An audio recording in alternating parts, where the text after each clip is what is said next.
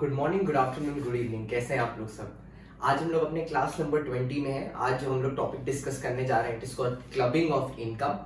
Actually clubbing of income जब आप पढ़ते हो तो इसका कॉन्सेप्ट ये है कि कुछ लोग ऐसी हैबिट में होते हैं कि अपनी इनकम दूसरों के नाम पे ट्रांसफर कर दें या अपने कुछ एसेट दूसरों के नाम पे ट्रांसफर कर दें, जिससे उससे निकलने वाली इनकम उनके हाथ में टैक्सेबल हो और ना कि जो पार्टी का वो एसेट है उसके। मैं आपको एक कॉमन एग्जांपल पहले इसका बताता हूं, उसके बाद आगे प्रोसेस करते हैं। आप देखो ये चीज चलती कैसे है। सपोज मेरा एक बिजनेस है और उससे मेरी इनकम है 2,40,000, ठीक है। और मेरे पास एक प्रॉपर्टी भी है, जिस प्रॉपर्टी से एक हाउस प्रॉपर्टी है, जिस प्रॉपर्टी से मेरे पास रेंटल आ रहा है 20,000 per month. So if we see 20,000 per month का रेंटल 20,000 इंटू 12 इज 2,40,000। अब अगर ये इनकम और मेरी बिजनेस इनकम को ऐड कर दिया जाए तो मेरी इनकम हो जाएगी 4,80,000। और अगर 4,80,000 मेरी इनकम हो जाएगी तो लेस 2,50,000, बाकी का जो रिमेनिंग अमाउंट बचता है विच इज अराउंड 2,30,000, उसमें 5% मेरा टैक्स लग जाएगा, ठीक है। 2,30,000 पे 2,30,000 पे 2,30,000 पे मेरा 5% का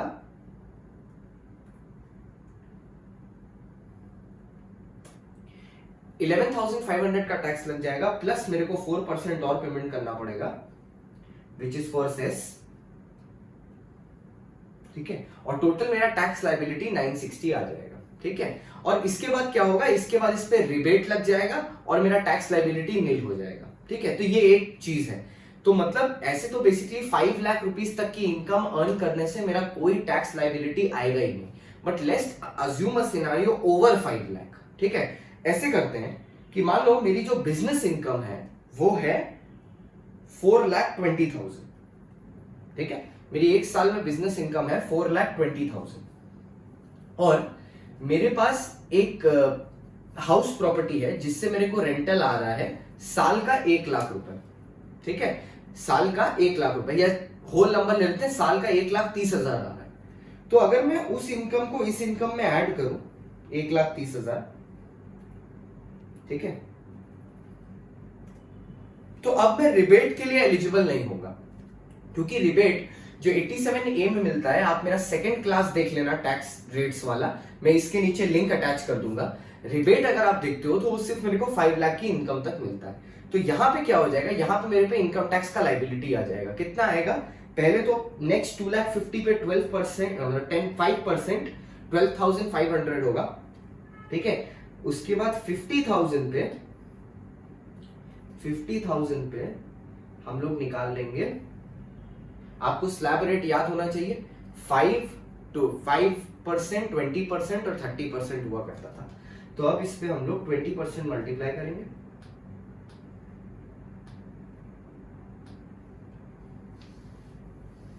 और हमारा टैक्स लायबिलिटी निकल के आ जाएगा 10,000 प्लस 12,500। तो हमारा टैक्स लायबिलिटी है 22,500। अब किया क्या जा सकता है, यहाँ पे मैं करता क्या हूं, ईयर एंड होने से पहले वो प्रॉपर्टी मैं अपने वाइफ के नाम पे ट्रांसफर कर देता हूं। अब अगर मैंने प्रॉपर्टी वाइफ के नाम पे ट्रांसफर की तो जाहिर सी बात है उससे रिलेटेड जो इनकम है वो भी वाइफ के हाथ में चली जाएगी। तो वैसे ही इनकम भी वाइफ के हाथ में ट्रांसफर हो गई। तो जैसे मेरी इनकम का 1,30,000 वाइफ के हाथ में गया तो मेरी इनकम सिर्फ बची 420। Since it is less than 5 lakh तो रिबेट लगा के टैक्स लायबिलिटी आएगा 0।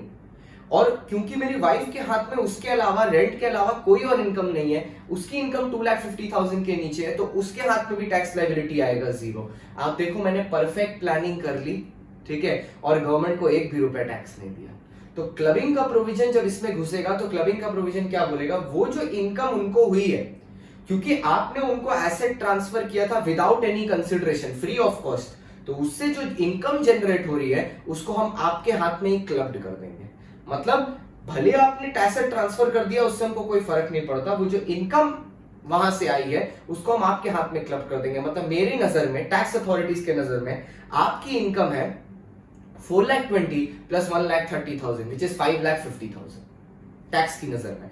आपने वहां पे क्या किया, आप उसको छोड़ दीजिए। हाँ, अब इसको बात को अगर आगे बढ़ाएं, सपोज वो जो हाउस से रेंटल इनकम आ रहा है वो वाइफ को मिला, ठीक है, और वाइफ ने क्या किया, उस इनकम को इन्वेस्ट किया, ठीक है, और उससे उसको फिर इनकम हुई, क्या वो भी क्लब्ड होगा? नहीं, reinvestment of clubbed income will not be clubbed. ये सेंटेंस याद रखना, reinvestment of clubbed income will not be clubbed, ठीक है, accept in case of minor. अभी हम ये चीज प्रूफ करेंगे, ठीक है। अब आइए अपने क्लबिंग का टॉपिक ओपन करते हैं, ठीक है।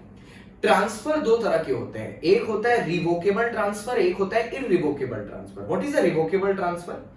जिसको ट्रांसफरर, अच्छा सुन लो, ये भी पहले क्लियर कर देते हैं, टर्मिनोलॉजी क्लियर कर देते हैं। ट्रांसफरर कौन होगा? जो अपनी चीज दे रहा होगा। ट्रांसफरी कौन होगा? जिसको दे रहा होगा, ठीक है। तो मैं क्या बोल रहा हूं, रिवोकेबल ट्रांसफर वो ट्रांसफर है जिसमें transferor during the life time of the transferee, मतलब जब ट्रांसफरी जिंदा है, अपना एसेट वापस मांग सकता है या ट्रांसफर को कैंसिल कर सकता है, उसको बोलते हैं रिवोकेबल ट्रांसफर। इररिवोकेबल ट्रांसफर क्या है? ऐसा ट्रांसफर जो life time of the transferee में आप कैंसिल नहीं कर सकते। हाँ, हो सकता है मरने के बाद वो प्रॉपर्टी वापस आपके पास आ जाए, अगर ट्रांसफरी का डेथ हो जाता है, प्रॉपर्टी आपके पास वापस आ जाए, देन इट इज ओके।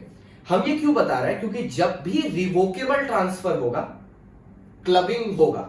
अगर इररिवोकेबल ट्रांसफर होगा तो क्लबिंग नहीं होगा। सपोज अगर हम अपनी वाइफ को अपना प्रॉपर्टी दे देते हैं, ठीक है, और उसमें लिख देते हैं कि दिस प्रॉपर्टी इज योर्स, ठीक है, but I can cancel and get it back when ever I want, ठीक है, now this is a revocable transfer, ठीक है, तो ये क्लबिंग होगा। पर अगर ये मैं हमेशा के लिए ट्रांसफर कर दूं और सिर्फ उसके डेथ पे ही ये मेरे पास वापस आ रहा है, then it is an irrevocable transfer. आइए हम लोग कुछ बात पढ़ते हैं।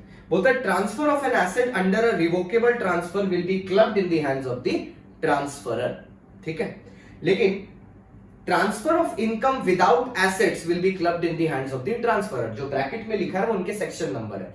आपने क्या बोल रहे हैं कि आपने इनकम ट्रांसफर की है, ठीक है, विदाउट ट्रांसफर ऑफ एसेट, मतलब आप दिखा रहे हैं कि वाइफ के हाथ में रेंट टैक्सेबल है, वाइफ के हाथ में, लेकिन हाउस प्रॉपर्टी आपके नाम पे है। ऐसा पॉसिबल नहीं होगा, हम लोग वो रेंटल इनकम को आप ही के हाथ में टैक्सेबल करेंगे। नेक्स्ट, आप ही मतलब ट्रांसफरर के हाथ में। Transfer of asset under an irrevocable transfer during the lifetime of the transferee, provided the transferor has no benefit या income from such asset taxable in the hands of the transferee after revocation on death of transferee against tax in the hands of the transferor। ये जो मैंने पूरा पढ़ा मैं आपको simple भाषा में समझाता हूँ। ये क्या है? ये तो एक्ट की लैंग्वेज है बेसिकली। लिखा क्या है कि अगर आपने एक एसेट ट्रांसफर किया है जो एक इररिवोकेबल ट्रांसफर है, तो जब तक ट्रांसफरी अलाइव है तब तक उससे आने वाली इनकम ट्रांसफरी के हाथ में ही टैक्सेबल होगी and there will be no clubbing of income, ठीक है, उसी के हाथ में वो रहेगी, मतलब जिसकी इनकम है उसी के हाथ में टैक्सेबल होगी and there will be no clubbing of income. लेकिन once the transferee has ceased to exist और he has met his death, after that the asset will be retransferred to the transferor और उसकी income वापस से उस asset से जो generate हो रही है will be in the hands of the transferor itself, ठीक है। लाइक फॉर एग्जांपल मैंने अपनी एक प्रॉपर्टी ट्रस्ट के नाम पे की, ठीक है, या सपोज ट्रस्ट ने एक प्रॉपर्टी मेरे फेवर में ट्रांसफर की and it's an irrevocable transfer. जब तक मैं जिंदा हूं तब तक प्रॉपर्टी मेरे नाम पे ही रहेगा। तो अब ऐसे मान लो जब तक मैं अलाइव हूं उस प्रॉपर्टी से जो भी रेंट आ रहा है वो मेरे हाथ में टैक्सेबल है। एक बार मेरी डेथ हो जाती है तो वो प्रॉपर्टी वापस से घूम के किसके पास चला जाएगा? ट्रस्ट के पास चला जाएगा and it will become taxable in the hands of the trust. ये है वो, ठीक है, यही वो सेक्शन नंबर 62 है और यही बात यहां पे लिखी है बच्चा, ठीक है। अब देखो ये आपको बता रहा है कि इररिवोकेबल या रिवोकेबल का मतलब क्या होता है। बोलता है transfer is considered to be revocable if it gives the transferor the right to revoke the transfer during the lifetime of the transferee। अगर एक ट्रांसफरर के पास ये राइट है कि during the life time of the transferee वो contract को cancel करके asset को वापस बुला सकता है, then it is a revocable transfer, otherwise it is an irrevocable transfer, ठीक है बच्चा। आइए आगे आइए, अब हम लोग क्लबिंग के मेन प्रोविजंस की तरफ चल रहे हैं, ठीक है। हम लोग क्या बोल रहे हैं, अगर एक स्पाउस को, हस्बैंड वाइफ दोनों स्पाउस होते हैं, हस्बैंड के लिए वाइफ स्पाउस है, वाइफ के लिए हस्बैंड स्पाउस है, ठीक है। अगर एक स्पाउस का, अगर एक हस्बैंड का या एक वाइफ का, आप जिस भी सेंस में इसको समझना चाहो, एक कंपनी में सब्सटैंशियल इंटरेस्ट है, ठीक है, एक कंपनी में या एक एंटिटी में सब्सटैंशियल इंटरेस्ट है, what do you mean by substantial interest? 20% of voting power है उस कंपनी में, या 20% शेयर इन प्रॉफिट्स है। 20% ऑफ वोटिंग पावर है उस कंपनी में, या 20% शेयर इन प्रॉफिट्स है उस कंपनी में। ऐसा कुछ सामने वाली कंपनी में अक्वायर करके बैठे हैं वो लोग, ठीक है, वाइफ, तो हम लोग बोलेंगे कि हस्बैंड का उस कंपनी में सब्सटैंशियल इंटरेस्ट है, ठीक है। अब हस्बैंड का जो पार्टनर है, मतलब उसका स्पाउस, मतलब कौन हो गया, उसकी वाइफ, अगर उसकी वाइफ को उस कंपनी से किसी भी तरह का फीस पेमेंट होता है, ठीक है, किसी भी तरह की इनकम पेमेंट होती है, सैलरी पेमेंट होती है, कमीशन पेमेंट होती है, ठीक है, तो वो वाइफ को जो पेमेंट हो रहा है वो भी हस्बैंड के इनकम के साथ क्लब्ड हो जाएगा, ठीक है, क्योंकि हस्बैंड का उस कंपनी में क्या है, सब्सटैंशियल इंटरेस्ट है। हम लोग ऐसा मान लेंगे क्योंकि उसका सब्सटैंशियल इंटरेस्ट है इसलिए वाइफ को यह पेमेंट हो रहा है, ठीक है। लेकिन ऐसा एक केस है जिसमें हम लोग ये नहीं अज्यूम कर सकते। अगर वाइफ को जो सैलरी, कमीशन, फीस जो पेमेंट हो रहा है that is on account of any professional या टेक्निकल नॉलेज या एक्सपीरियंस, उसकी वजह से मिल रहा है, देन हम लोग क्लबिंग नहीं करेंगे। लाइक फॉर एग्जांपल, हस्बैंड का 20% होल्डिंग है कंपनी में, मानते हैं, लेकिन wife is a chartered accountant और wife is a company secretary and she is working in the capacity of a company secretary or a chartered accountant in that company and generating revenue from there, then there will be no clubbing, ठीक है। आइए पढ़ लेते हैं। होता है income of the spouse will be clubbed with income of the individual if the individual has substantial interest in a company from where the wife receives a salary, commission or any fees। Individual का यहाँ पे मतलब husband है, ठीक है। आप उल्टा करके पढ़ोगे तो ऐसे हो जाएगा, इंडिविजुअल वाइफ हो जाएगा और स्पाउस हस्बैंड हो जाएगा, ठीक है। However, no substantial interest if income is on account of professional and technical knowledge। अब ऐसा समझ लो, दोनों का अगर सब्सटैंशियल इंटरेस्ट है तो मान लो दोनों का 20-20% होल्डिंग राइट है, ठीक है, और उसके अलावा भी फीस मिल रहा है, तब जिसको भी फीस मिल रहा है वो दूसरे की, वो किसकी इनकम के साथ क्लब्ड होगा, जिसका हायर इनकम है, लीविंग दिस पर्टिकुलर इनकम, जिसका भी हायर इनकम है, लीविंग दिस पर्टिकुलर इनकम, वो होगा। मैं लैपटॉप को थोड़ा सा चार्ज पे लगा लेता हूं, आप लोग तब तक ये वाला चीज एक बार रीड कर लो, ठीक है, सडनली बैटरी ऑफ हो जाएगा वरना। आप ये वाला चीज एक बार रीड कर लो, if both have substantial interest तो क्या होगा।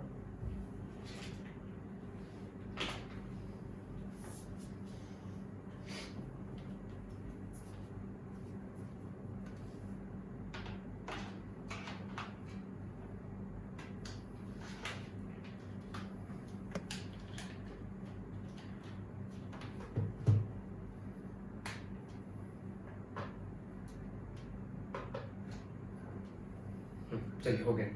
हाँ, अगर बोथ हैव सब्सटैंशियल इंटरेस्ट, इस केस में क्या होगा, जिसको भी इंटरेस्ट, फीस, कमीशन मिल रहा है वो वाली इनकम उसके हाथ में छोड़ के बाकी दोनों का इनकम देखेंगे कि किसका ज्यादा है, लीविंग दैट इनकम, और फिर उसी इनकम के साथ क्लब कर देंगे। मैं आपको इसका एक एग्जांपल दिखाता हूं। सपोज ऐसे होता है, ठीक है,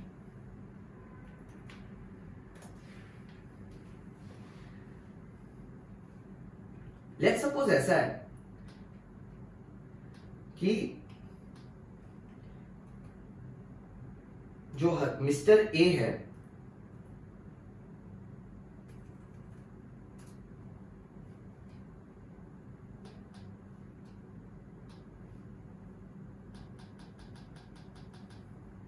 हाँ, जो मिस्टर ए है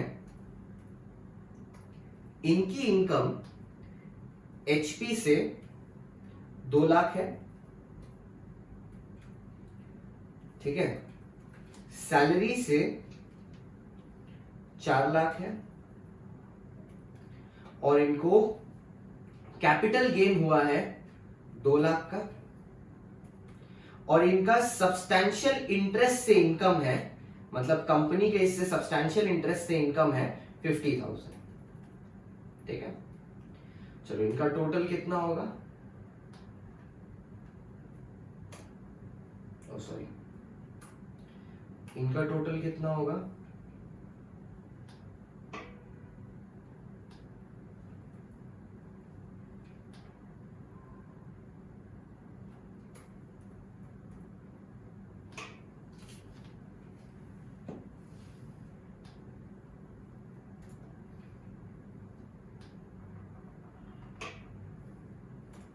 इनका टोटल कितना है 8,50,000, ठीक है, ये इनकी इनकम है। लेट्स सपोज वाइफ का देख लेते हैं, मिसिस ए का सैलरी इनकम है 6 लाख रुपए, ठीक है, बस इनकी यही एक इनकम है 6 लाख, ठीक है। इसके अलावा जो फीस मिल रहा है वो है 1,50,000 और ये फीस मिल रहा है मिस्टर ए को।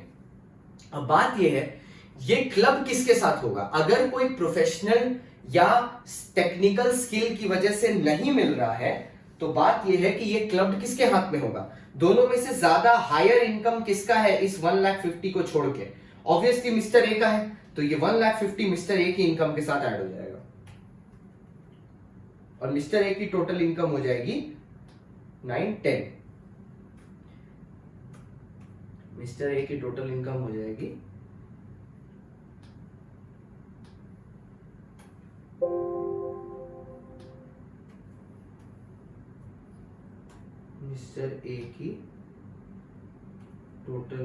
जाएगी आपका 10 lakh rupees and this will become taxable if it is not out of any substantial interest, ठीक है। Now just once read again this one, I hope then it will become clear. If both have substantial interest तब क्या होगा?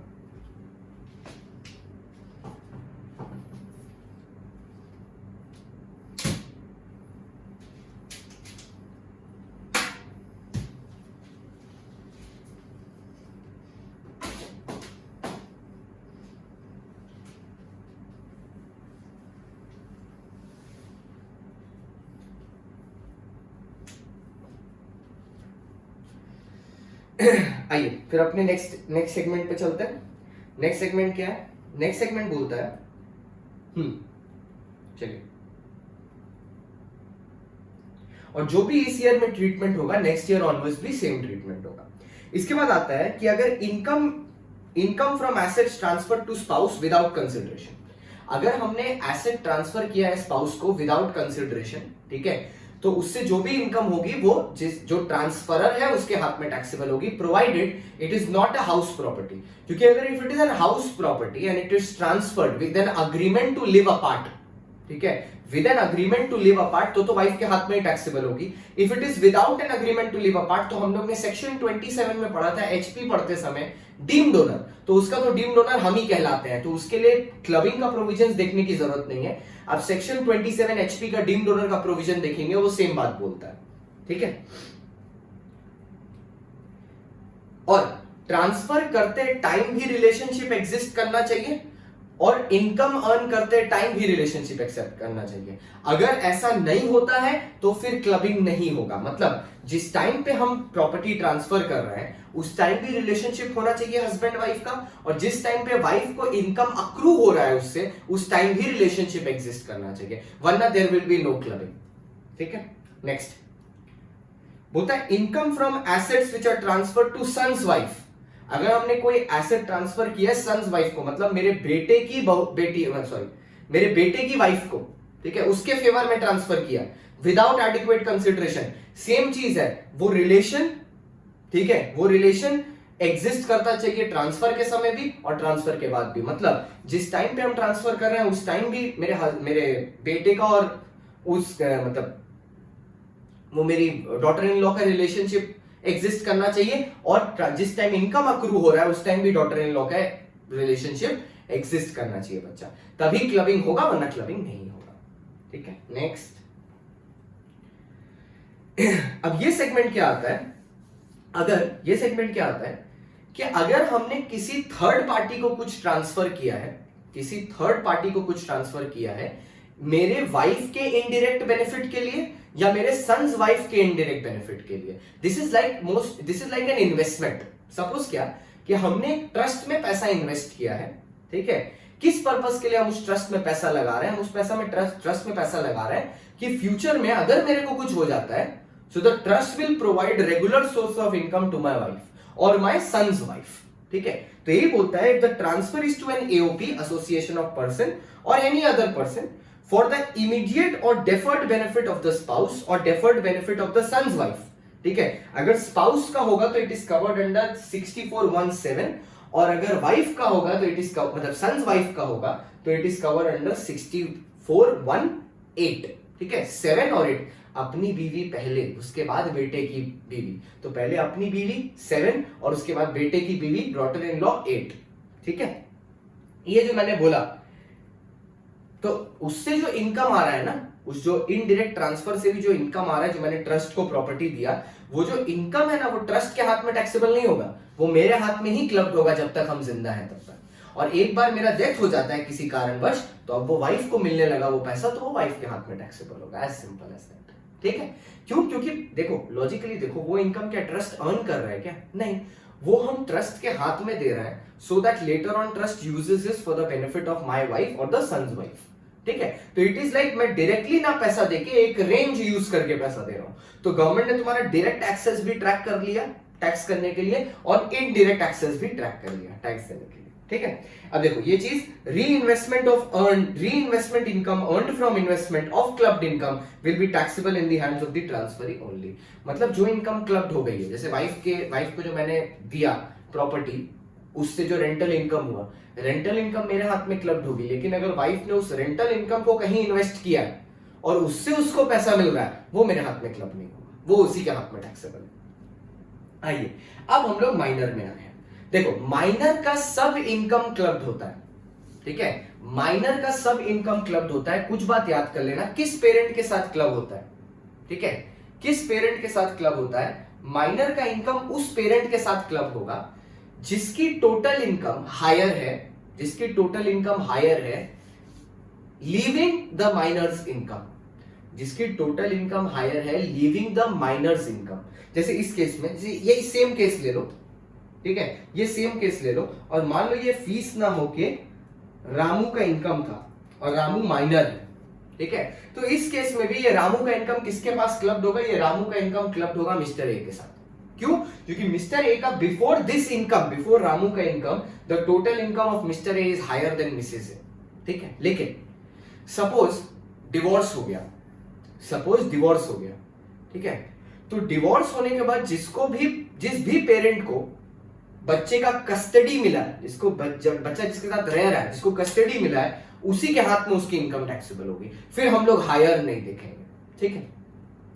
Minor की income हमेशा clubbed होगी, accept जब minor किसी शो ऑफ टैलेंट की वजह से पैसा अर्न कर रहा है। किसी शो ऑफ टैलेंट, जैसे होता है ना डांस इंडिया डांस जूनियर, ठीक है, Indian idol junior, Saregamapa junior. तो अगर जूनियर में जाके हम वहां जीतते हैं, 5 लाख 6 लाख रुपए जीत रहे हैं, 50 लाख 60 लाख रुपए जीत रहे हैं, तब वो income will be taxable in the hands of the parent, sorry that income will be taxable in the hands of the minor only.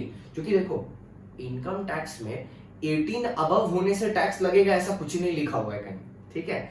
तो that income will be taxable in the hands of the minor itself, ठीक है। और ऐसा नहीं है कि वो 18 साल से छोटा है तो उसको कुछ टैक्स एग्जेम्पशन मिल जाएगा। जैसे मान लो मैं एक छोटा सा चीज बताता हूँ, सारेगामापा में गया एक बच्चा, गाना गा के 50 लाख रुपए जीता, तो वो भी विनिंग फ्रॉम गेम शो ही है, तो उसकी भी इनकम पे 50 लाख पे 30% टैक्स कटेगा। ऐसा नहीं है वो माइनर है तो 18 से कम है तो उसको 12% डिस्काउंट दे देंगे, ऐसा कुछ नहीं, पूरा 30% ही कटेगा, ठीक है। या वो डिसेबल्ड है, किस तरह का डिसेबिलिटी, जो 80U में लिखा है, टेम्परेरी मतलब परमानेंट डिसेबिलिटी या टेम्परेरी डिसेबिलिटी या पार्शियल डिसेबिलिटी, ठीक है। डिसेबिलिटी कैन बी एनीथिंग, उसका कोई एक हाथ नहीं है, एक पैर नहीं है, एनी टाइप ऑफ डिसेबिलिटी। या मैनुअल लेबर की वजह से मिलता है, या मैनुअल लेबर मिलता है, वो बोरा वोरा उठाता है, कठिन काम करता है, उसकी वजह से अगर कुछ पैसा कमाता है, ये 3 सर्कमस्टेंस में क्लबिंग नहीं होगा। Show off talent, manual labour and any disability under 80U, ठीक है। जिस भी पेरेंट के साथ माइनर का इनकम क्लब्ड होगा उसको 1500 रुपीज का एग्जेम्पशन मिलेगा पर ईयर पर चाइल्ड। और कितने चाइल्ड तक मिलेगा इसका कोई बात नहीं है। जैसे सैलरी में तो है ना एजुकेशन के लिए 100 per month per child, maximum up to 2 child, यहाँ पे कोई मैक्सिमम नहीं है, 1500 पर चाइल्ड मिलेगा, ठीक है। पर इसका यह मतलब नहीं आप बहुत सारे चाइल्ड कर लो, 2 काफी है, ठीक है। देखिए लिखा हुआ है other than disability under 80U earned from manual labour या स्पेशल स्किल एंड टैलेंट, ठीक है, shall be clubbed with the parent having higher gross total income if marriage subsists और one who takes custody if no marriage subsists. ठीक है, अब ये बात एक बार याद रखना। ठीक है, माइनर की ना सब इनकम बाय डिफॉल्ट क्लब होनी ही है, सब इनकम बाय डिफॉल्ट क्लब होनी ही है। ठीक है, हम ये बार बार स्ट्रेस देके क्यों बोल रहे हैं ना, क्योंकि हम एक पॉइंट एक्सप्लेन करने जा रहे हैं। अभी हम लोग ने थोड़ी देर पहले री इन्वेस्टमेंट के बारे में क्या बोला कि री इन्वेस्टमेंट ऑफ क्लब्ड इनकम से जो इनकम आती है वो क्लब्ड नहीं होती, लेकिन माइनर का लॉजिक क्या है, उसकी सब इनकम क्लब्ड होगी। ठीक है, तो ऐसे समझो कि माइनर को कुछ इनकम हुई, वो पापा के साथ क्लब्ड हुई, उसके पापा के साथ, और माइनर उस पैसे को री इन्वेस्ट करके कुछ इंटरेस्ट कमाता है, वो भी पापा के साथ ही क्लब्ड होगा जब तक वो माइनर है तब तक।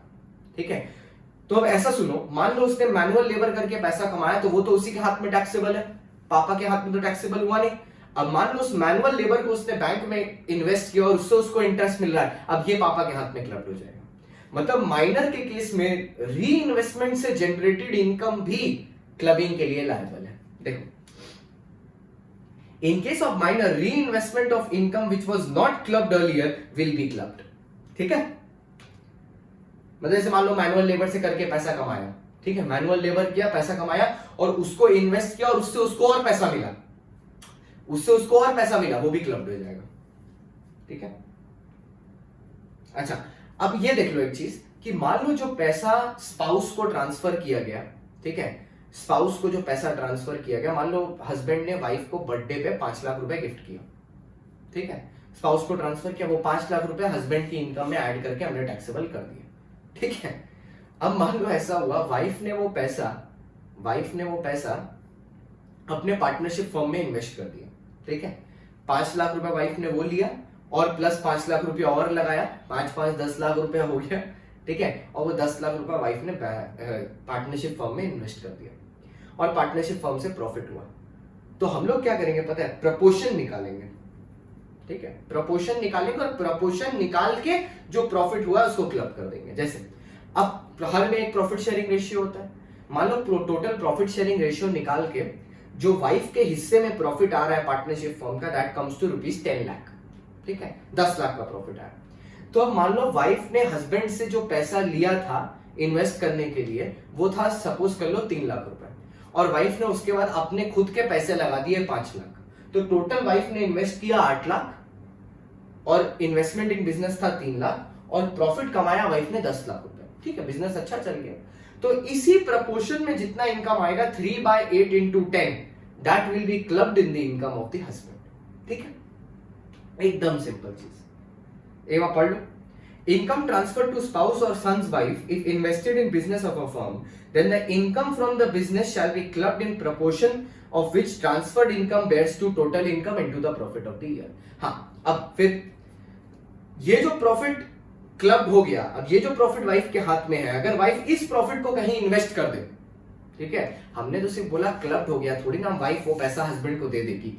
वो जो पैसा है अब उसको अगर वाइफ कहीं पे इन्वेस्ट कर दे और उससे उसको रिटर्न इनकम हो या इन्वेस्टमेंट इनकम हो या इंटरेस्ट इनकम हो, that will not be clubbed.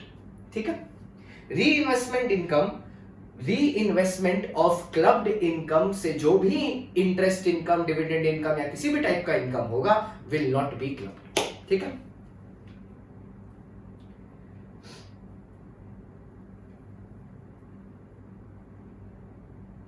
ये देख लीजिए, the parent with whose income shall be clubbed will get an exemption of 1500 per child per year. ठीक है, इसके साथ हमारा क्लबिंग का टॉपिक ओवर होता है। आई होप आपने बहुत एंजॉय किया होगा। ये टॉपिक काफी इंपॉर्टेंट है क्योंकि इसके ऊपर थ्योरी क्वेश्चंस आते हैं। लास्ट टर्म में भी इसके ऊपर 5 या 6 मार्क्स का एक क्वेश्चन आया था, और जो नेक्स्ट टॉपिक हम लोग करने जा रहे हैं सेट ऑफ कैरी फॉरवर्ड, वो भी बहुत छोटा सा टॉपिक है, बट उसमें लास्ट टाइम पेपर में 8 मार्क्स आए थे। तो पढ़ते रहिए, जैसे डीटी पढ़ा रहे हैं पढ़ते रहिए। अब जल्दी जल्दी मैं क्लासेस कर रहा हूँ, सब क्लासेस रिकॉर्ड कर रहा हूँ, जिससे आपको सिलेबस मैं बेसिकली सितंबर के एंड तक दे सकूं कि नवंबर के एग्जाम के लिए आप अक्टूबर के अगर 3 दिन निकाल के सारे क्लासेस देख लो तो आपका पूरा कॉन्सेप्ट रिवाइज हो जाएगा। मैं आपको सच बता रहा हूं, आप अगर एग्जाम के दिन भी, ठीक है, एग्जाम के दिन भी जो 1.5 दिन की छुट्टी होती है, अगर आप अपना जीएसटी मेरे से पढ़ रहे हो, ठीक है, तो मैं इतने अच्छे से आपके दिमाग में जीएसटी बैठा दूंगा कि अगर आप उस आधे दिन में जीएसटी रिवाइज करके खाली नेक्स्ट पूरे दिन ये सारे क्लासेस मैराथन फॉर्म में देख लो ना, तो आप अगले दिन पेपर में 60 प्लस ले आओगे, ये मेरी गारंटी। ठीक है, बस थोड़ा सम्स आपको न्यूमेरिकल्स प्रैक्टिस करने होंगे। ठीक है, चलिए आज के लिए बस इतना ही। लाइक करिए, सब्सक्राइब करिए, शेयर करिए और देखते रहिए, और भी बहुत सारा कंटेंट आ रहा है चैनल पे। Thank you so much.